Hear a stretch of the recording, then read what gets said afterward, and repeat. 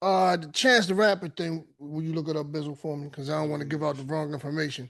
Just real quick before Bizzle bring up the information. Chance and someone else that he teamed up with had a genius idea.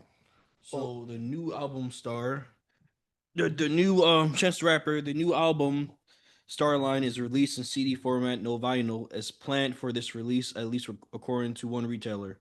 Um, the CD includes some special tech, for example, NFC star chip that allows you to tap with your phone the digital version. Because it's a collector's type, release stock may be limited, pre-order or buy early. It's recommended stuff like that. genius. He's not saying that you can't use Spotify, excuse me, and Apple and everything. But why would you? I mean, you can use those as a tool as promotion, right? But really, how Chance is doing it, it takes us back to the 90s. Let's hit the street again. Let's hit the block.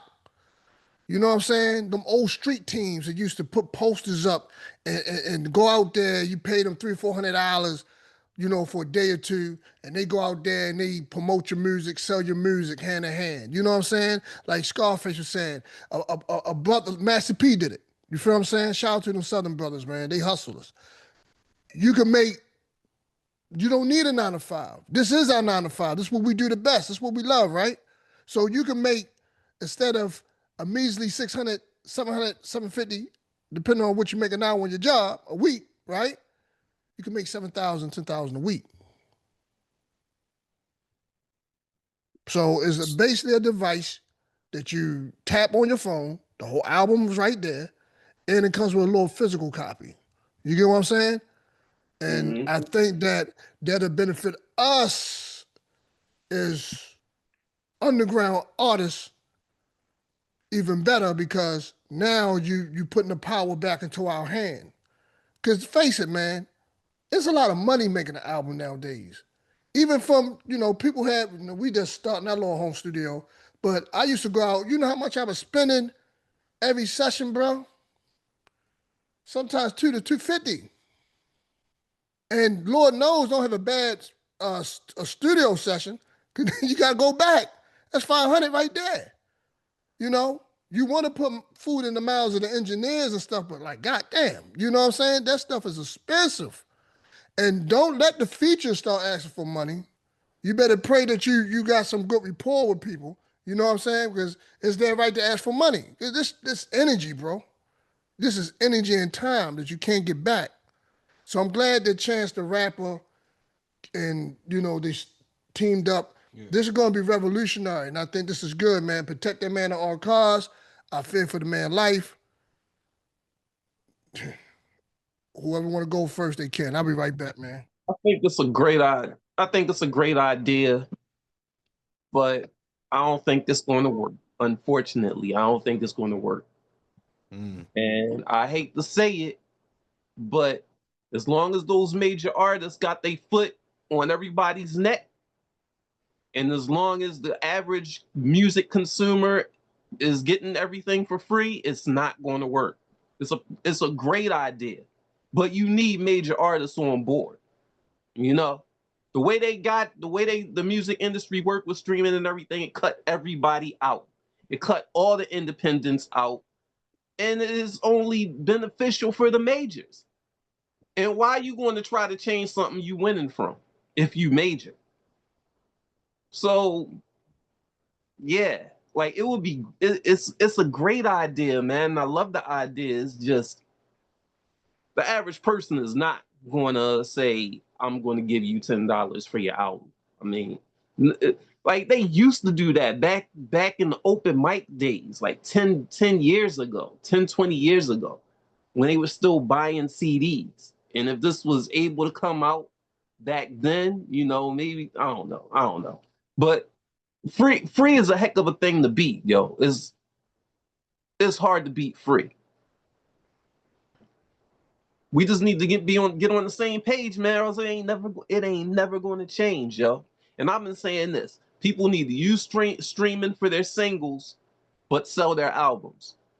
Get physicals for your albums, put your singles on streaming. But nobody seems to want to do that. So here we are doing everything for the free or for very little money. That's all I got to say about it. Yeah, because Oh, go ahead, Governor. Go ahead. I was just saying the technology, that's the game of it. See, the technology giants are kind of like running this whole thing. They're kind of like, as the technology goes, they're excluding a lot of the physical things and making everything digital.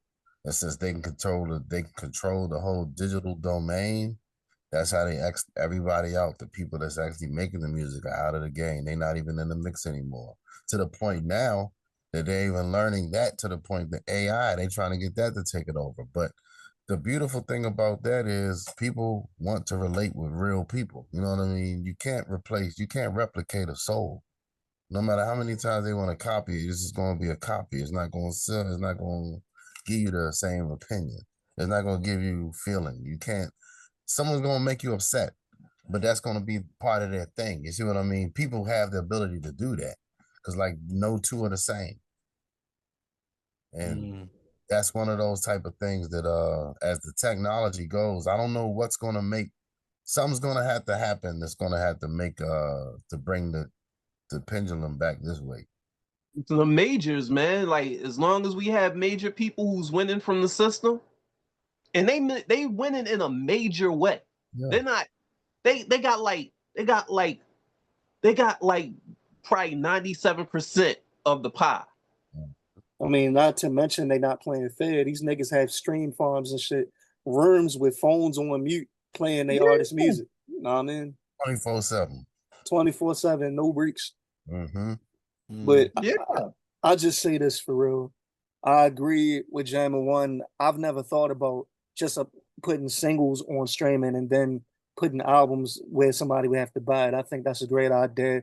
But I work with a brother named Sherm from Houston, and he has his own. It's a Black-owned streaming service called Crowded Streaming, and they're paying artists 200% more than what Spotify, Apple Music, and Tidal are willing to pay artists. You know what I mean? So I would really advise, and I do advise most of the people that I make music with to look into it. You feel me? They paying way more than what Apple Music and them paying, and it's Black-owned. You know what I mean? I do a lot of business with Sherm outside of just, you feel me, music. But Sherm is a solid dude.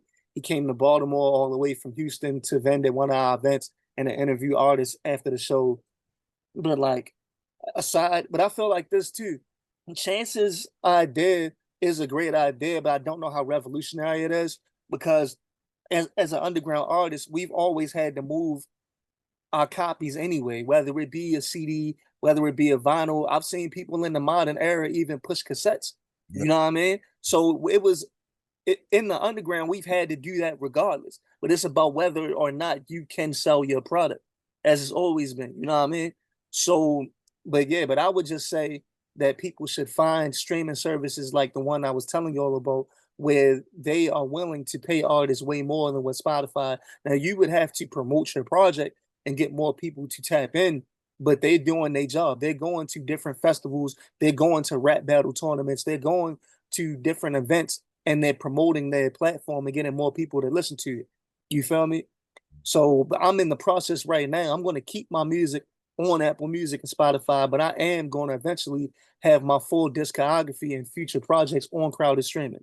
You know what I mean? And I'm going to be pushing that heavy in the near future.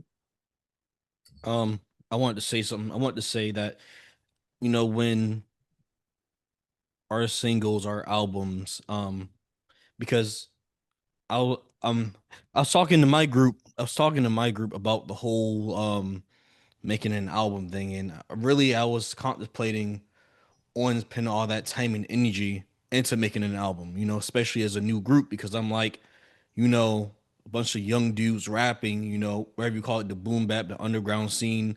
That's not what people want. So I feel like we, as the underground community or whatever you want to call it, we have to make that rap cool again. We have to make that rap people want to hear it. It's still a hunger. There's still a demand. There's still Skills, for examples. Him and his group, they have fans. They're doing shows. If that rap wasn't in demand, people wouldn't go to those shows and listen to that music. So people still are hungry for that rap. People still want to listen to Jammer One, to Gov. People still want to listen to Adam Mill. But see, There's no you white boy listening to me, not even screaming. Not much. but Go on, you have to appreciate it. but you have to make it more of a mainstream thing. See, the reason why a lot of the times because these labels, these big hits, they've been taking advantage of artists ever since hip hop started. You know what I mean? Yeah, So some Sugar Hill and them niggas. yeah, because the reason why they're not really paying you like that, they're not really is not so much value is going into our pockets is because this rap is not in demand like the mainstream rap is. You know what I mean? That's why a lot of artists, why older, new artists, even underground artists, they eventually bow down to the system because okay, the system makes more money. Or political rap, rapping the left wing, the right wing, that makes more money. A lot of people want to hear that. Okay, I got this underground money. I'm going to these shows and stuff, but I want that NBA YoungBoy money. I want that Drake money. I want that Kendrick money. I want that comfortability money. Be able to own a mansion type money to push a Bentley. You know what I mean? It's certain levels and there's hierarchies to this. You know what I mean?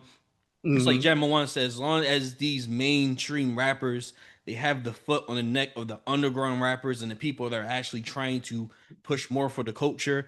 And like Skill said, his man's come out with his independent streaming services. You know what I mean? As long as there's people still doing that, these mainstream artists they're not going to move from their comfortability. You know what I mean? They're not going to take all their songs and put it in an independent streaming platform like that to support their people because they're comfortable. They're already solidified. You just have to. I feel like for us, and this is me growing up, in this generation, listening to a Nas and not knowing who a Tupac was until my pops was playing Tupac, not knowing who a Dr. Dre was, not knowing who a lot of 90s, 80s rappers were. I didn't even know who surprisingly, I didn't know Wu Tang, I didn't know NWA, nothing. But when I For start real. listening to them, I'm like, oh yeah, I said, this is what hip hop is. I said, this So is you what knew Ice Cube as a rapper? I mean, you knew Ice Cube as an actor? as an actor my whole life. I was growing up onto rock music. I was growing up, and don't judge me for the people that know, right? Nah, you Or, good. or, or, or some of my friends that may watch this podcast, they know what I'm talking about, right? We grew up on Tom McDonald and Dax.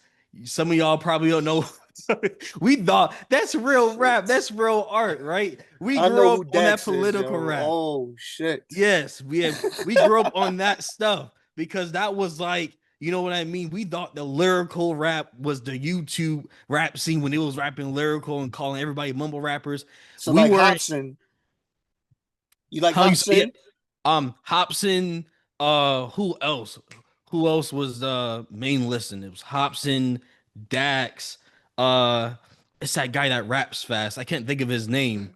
Yeah, Tech Nine. We was listening into that space, Oh, but strange music. Okay. yeah, we never really went into the 90s hip hop, the 80s hip hop. When hip hop first started, we never went to Rakim. We never went into I'm not remembering the names. Yeah, Cool G rap, Big Daddy Kane. KRS-One, LO Cool J, you know what I mean? So to be straight to the point, at the end of the day, in the 80s, that was cool. In the 90s, that was cool. Those labels, they didn't have no choice but to pay and give good deals. You know what I mean? If you got in a bad deal, it was 50-50, it was your fault, and it was 50 you being manipulated by the label and just doing the label things, you know what I mean? But it was cool to rap like that in the 90s. It was cool to be boom bap in the 90s. You couldn't tell nobody in high school, middle school that they weren't going to turn what's that one group? Um you can't tell nobody in the 90s that they weren't going to turn Tribe Called Quest on. That was cool. It was cool to listen to Tribe Called Quest and Wu Tang because that was in. They had their success off of that time because it was cool to be that. It was cool in the early 2000s to rap the way you rap. But right now, since rap is everywhere and rap is so spread out in the streets, no more the people that created rap don't have a say so in rap more than the people that are paying you money. So they're like, you're going to rap the way we want you to rap. You're going to do the shows dressed the way we want you to dress. You'll say things we want you to say. We don't care about that underground stuff. We don't care about your independency. We want skills to come dressed the way We Conga want you to CLM dress. is an end-to-end contract lifecycle management. I think it's someone's. Yeah. We want you to future with the people we want to future with. We want Gov to future with NBA Youngboy. We don't want you to be futuring with your local artist. We don't care about that. You know what I mean? We're not interested in your group. We want you to go do a song with Kendrick Lamar and go do a song with J. Cole, even though you don't like them, they wouldn't talk to you in the studio. That's how it is. In the industry, we want what the people want. It's always going to change. It's no more, let's relax. What do we want as a community? Because back then, when hip hop started, it wasn't what the people want. It wasn't what the white people want, what the Asian people want. It's what we wanted in our communities, what we thought was hip. And the rest of the world followed because they liked it. They were hip to it. That was cool. So they jumped on our bandwagon. Now we're chasing their validation. It's the other way around. Real quick before we go into the grand finale of things with Big L, I wanted to ask you, brother, something. Have y'all ever thought about promoting your music in a different region, like a different country, like China, Africa, whatever? Yes, I was just about to talk about that.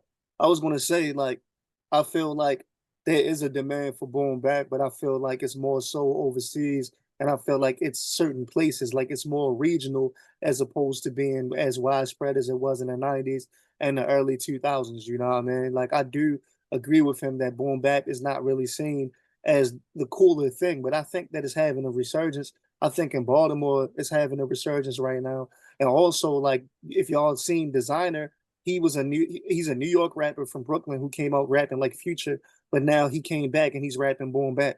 You know what I mean? So I do think that people slowly or surely, and you got people like Griselda, you got different people. I would be here all day naming different people that are currently, you know what I mean, at the top of boom bap, you feel me? But I just feel like it's a type of thing where you got to market to outside and you got to be willing to travel, you feel me? Like different places like Philly, New York, Jersey, North Carolina, Virginia, like these different places have real strong boom bap communities, you feel me? But it's about, are you willing to travel and are you willing to market yourself to these places and to market overseas? Overseas, even though it's 2025, it's damn near 95 over there. They still are scratching on real techniques. They're not doing the shit where you have a turntable connected to the computer. They using the real, you know what I mean, the joint with the outlets. They're really on that shit where they still love and appreciate traditional hip hop. You know what I mean? Yeah. But I do think that you're right as far as being a boom bap rapper in today's generation. It kind of is a task in order to make boom bap cool again. You feel me? So yeah. I think that My question about going like doing stuff overseas, right? And the way they support like traditional hip hop. My question always was, do they support traditional hip hop or do they support artists who are already established with traditional hip hop? That's the question. That's a good question right there. That's a good question. That's a good question. I'm not even fully qualified to Yeah, answer that, to be honest exactly. with you, because most of the people that are having these strong runs overseas are dudes who made their name in the 80s and 90s, like a Slick Right, Rick exactly. or Cool G. But I'll say this though, J Royale is newer in comparison to a Cool G or to a Slick Rick, and they got murals of him in different countries. Know what I mean? That's somebody from Oh, East okay. Baltimore that came out in the late. Well, I'm not really sure when he first came out, but I know I got hip to him when I was in high school. You know what I mean? But with Mhm. that, I got hip to him around the same time I got hip to Ilkan and Dirt Platoon. You feel me? But with that being said, that's somebody who came out way later in comparison to a Cool G Rap or a Slick Rick, and he's getting love overseas. So I think that is both. You feel me? But it's important to be tapped in. Like DJ Ronsha, rest in peace. He died like a couple weeks ago. He returned to the Essence, and he was playing classic shit and he was playing new shit, and he was playing Baltimore artists too. But he a DJ all the way from France, and he had a show every week where he was playing boom bap. You know what I mean? So it's like just being in tune and being hip to the different DJs and the different artists in these different places. You know what I'm saying? So then I Okay. think that's My bad, King. No, That's no, the sir, no, beauty no. of us having the internet because we can do way more research and we can get faster awareness and faster outreach in comparison to the 90s when niggas had to send tapes in. I can email somebody a song. I can email a DJ a radio drop. You feel me? So Yeah. it's just that's in our favor as far as having the internet. But I agree with Jammer One. It does appear that the ones that are performing overseas, for the most part, are the ones that had their prime in the 80s and 90s. But they are messing with the newer boom bap too. But it's like you gotta be tapped in and know who the DJs are and know who to send the music to, Yep. how to get it to them and shit like that. That part. No doubt, no doubt. That part. It's all about that's the beauty of technology is the network, you know, to reach out to people. You'd be surprised where your music land. It could land into a beat maker or a manager or someone that's tapped into the music industry over there on TikTok or Instagram or whatever. The fall, or they could be searching the internet and listen to your stuff on streaming and like DM you like, yo, you know what I'm saying? We got a spot for you over here. We got a bag for you. You know what I'm saying? We mess with you. So that's the beauty of technology. I'm a strong believer. I'm for technology and streaming. I think the biggest issue with people, we're not getting paid no money for it. We're not getting paid the labor. I don't give a damn if it was $2 a stream or $1 a stream. I think people would be more happy. You know? And I believe that they had the power to do it.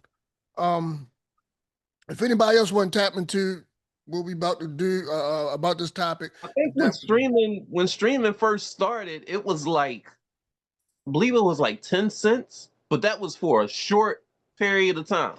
It was like 10 cents a stream. Then it went down to a penny, and then it went down to a fraction of a penny. Yeah. And it's like, how can you even do that? They don't even teach that shit in schools about a fraction of a penny. You know what I mean? I barely know my fractions, so I know damn well about a fraction of a damn penny. Real talk. So everybody good on this topic? You good? All right, now, grand finale. The reaction of